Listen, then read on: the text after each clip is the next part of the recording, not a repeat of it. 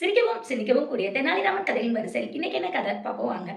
ஒரு முறை தெனாலிராமன் ஒரு சாமியார் தாங்கிட்ட ரொம்ப கோவமா பேசுறத பார்க்குறாருங்க. கொஞ்ச நேரம் கழிச்சு அதே சாமியார் ஒரு வசதியான வீட்டு பையன்கிட்ட ரொம்ப அன்பாவும் பணிவாவும் பேசுறத பார்க்குறாருங்க.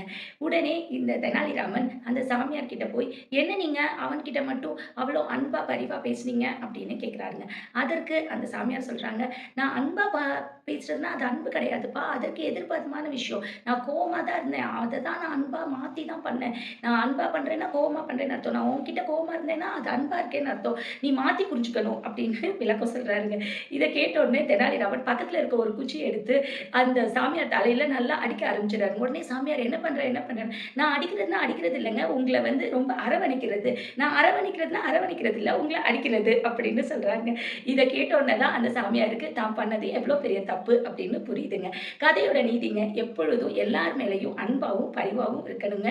நல்ல முறையில ஒவ்வொருத்தரோடையும் நம்ம பழகணுங்க. ஒருத்தரோட ரொம்ப இனிமையாவும், இன்னொருத்தரோட ரொம்ப கோபமாவும் பழகக்கூடாதுங்க. இந்த மாதிரி சுவாரஸ்யமான கதைகள் கேட்க டேவ்ஸ் மணி அப்படிங்கிற யூடியூப் சேனல சப்ஸ்கிரைப் பண்ணிக்கோங்கங்க.